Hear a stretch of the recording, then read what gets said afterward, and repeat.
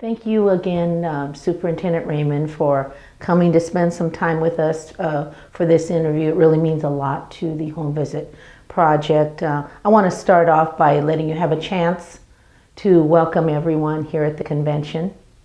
Good morning, Nancy, and it's great to be here. Thank you. Thank you for giving me this opportunity to say a welcome to our educators that have come from around the country to have given up time in their school districts, in their homes, to be part of this effort in Reno to really talk about how do we take a movement and really grow it into a transformational organization, a transformational beginning within our school districts. That's what the parent-teacher home visit program is all about, and really that's what it means to me. So, thank you for giving me this opportunity to say a welcome. Okay, so I want to take you way back on your first day here at Sacramento Unified. And remember that first day you and I went out on a home visit to a family, to a Muslim family. So I want you just to ask you, how did that experience really shape, and what did you learn from that experience? I have goosebumps thinking about that home visit, Nancy, and in fact being here today in your school, Earl Warren, which is a jewel of a school. I think back to that day, August 21st, 2009, and at the end of a very long day that started with a 6 a.m. flag raising. It was really the highlight of my day to come here and to understand and to learn about a program, but then more importantly to go out on that first home visit to the Castro family. And I had no idea what to expect, being welcomed into a home, into a very modest home, to have a family basically lay out everything they had to make us feel welcome. And I think more importantly to lay out all who they were, to open up to a very private part of their lives. And a mother who was going through something very personal, for her to share that in a very open, a very honest way was truly remarkable. And it made me realize that this program truly is a jewel. And it was a jewel that in many ways at the time, covered up in the weeds. And how incredibly lucky I knew at that moment to have come upon something that already existed in this district that could have such a profound impact on the lives of students, families, teachers, and ultimately a school, right? How it has helped to transform this school to make it truly a shining example in this beacon of a capital of the state of California, what this program can do. So that visit, I think, forever changed me and made me realize the power of a connection between a teacher and a parent and a student. What stands out about our model? It's about love, right? It is. Yeah. So as teachers go out across the country, and in Sacramento, I know that every time you go out, it shapes what you do as a teacher. It changes what you do as a teacher. And we learn so much more about the cultures and the families. So for me as a teacher, there's no better way to build family relationships in diverse inner city schools like we have here in Sacramento. How does it grow your cultural capacity as a leader? Yeah, I think there's no question that when you get into someone's home, that you can truly understand the circumstances of their lives, the challenges that they face. And it reminds me of the retail business of the work we're in, right? And I often tell people we're in a big business. We run a big business. It's almost a $400 million business, which is huge. But we're in the business that's about, we don't make widgets. We're helping to shape the lives of children, one at a time. Each has their own unique gifts and their strengths and their challenges. And we can't understand them until we truly step into their shoes. And we can't understand, what those gifts are, because one size doesn't fit all. I tell every classroom shouldn't be the same. Every school needs to be unique and different given the context of its challenges. and its challenges are the children and the families and the things and the hopes and the dreams and the fears that they bring to school every day. So by getting in and really understanding and having those really candid, open, very revealing conversations, we can truly understand our children. And when we talk about this word differentiation of instruction, right, it's a kind of a gobbledygook word, but what it really means is what makes that child unique, and how do I reach that child so that child can learn. And I see there's no better foundational platform than really understanding by getting into that home. It also reminds me, because I'm a parent too, and that parent hat is very important to me. 2 of my children go to school in this district, so it also helps to put me in that place of as a parent, what would I want my teacher to know about my child? What would I want my teacher to know about me? So another question I have for you, Superintendent Raymond, is what is your vision for expanding home visiting in the Sacramento community in the near future? So my vision would be that this program would touch every school in every district across the nation. A tall order, but I don't think that's a barrier that stopped Steve Jobs. So you obviously believe in the Parent-Teacher Home Visit Project.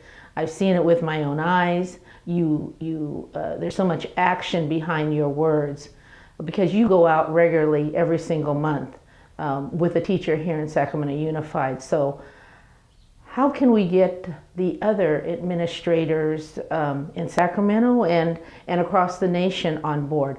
What are your recommendations to our national partners to boost this kind of support? Well, I think you have to lead by example. So I want to do my part, and that's why continuing to go on home visits is so important to me. And I make a big deal out of it, and I make it a priority. I think we also have to look at making sure that all of our administrators, right, as I've either recommended or I set as explicit expectations. If you have a home visit program in your school as an administrator, and you don't go out on those home visits and partake, how can you lead by example? How can you really understand? Yes, exactly.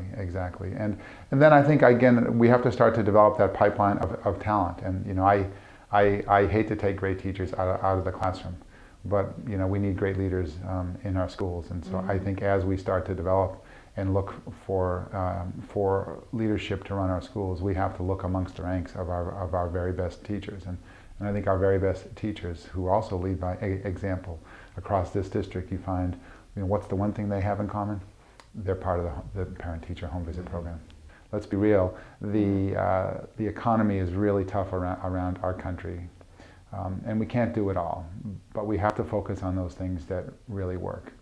And this is a program that has yielded big benefits, big dividends just in our district alone. And when I point to some of the shining stars in our district, the Earl Warrens, the Harkness Elementaries, our priority schools that are making great gains. Again, what's one of those things that they have in common is the majority of their teachers participate regularly and ongoing in home visits. So, we know what works. We don't have to always have the sexiest, newest innovation in education, but we just need to focus on those things and strategies and programs that work. The home visit program works. Across the country and in Sacramento, you in particular, Superintendent Raymond, I don't know if you know this, but you are being touted as a visionary in authentic parent-teacher engagement models. And right now, you're speaking to close to 200 educators, parents, funders from 11 states across the country at our conference. You're kind of their hero. Tell us about the support a district can offer teachers, parents, and students. I would say that, again, what's fundamental is it's the teacher in the classroom and the principal leading the school. And we have to always remember that. And when it gets down to it, those are the individuals that we have to invest in, and we have to strengthen them, and we have to support them and give them the tools and the capacity to be successful. So as we look at investing them, and as we look at supporting the whole child, we just have to remember that this component and this journey that exists between connecting teachers to students and parents. And we have to invest and we have to build capacity in those relationships. I think there's nothing more fundamental. At the end of the day, that's where the magic takes place. It takes place in our classrooms. And I always say, if we're going to be a great school district, or if we're going to be a great country, it's because we're going to teach our way to greatness. I'm going to ask you for some final thoughts for your colleagues who are in various stages of developing, launching, expanding, and trying to keep the local home visit work going. Any advice for us? Yeah, I think, look, it's like anything, you build a house on a good foundation. And building a good foundation sometimes takes a lot of thought and a lot of planning. And as I say, you have to measure twice before you cut. Staff likes to remind me, before I came to Sacramento, my motto was, sometimes you have to go slow to go fast. Well, I wear a little different hat now as superintendent. I just want faster, faster, faster, because of the sense of urgency. Our kids don't have time. Many of our kids come from circumstances that they're behind 2 or 3 years, and we have to do everything we can to push them forward. So we have to be thoughtful, we have to be strategic, but we have to be willing to take risks. And as I also remind our folks, look, let's take risks for kids. There's nothing more important, and if we stumble or if we fall, we're going to fall and stumble by daring greatly, and by daring greatly for something that's I can't think of anything more purposeful than preparing our kids for a really dynamic future.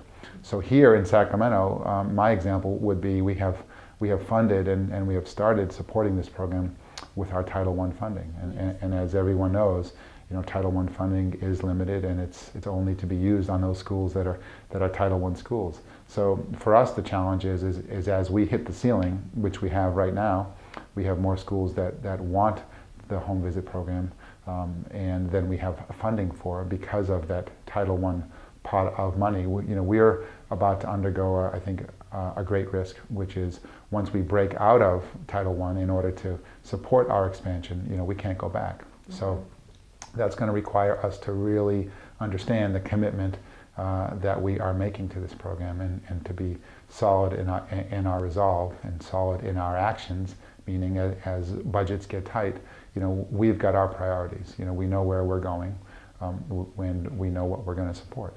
And so that's the risk that we face.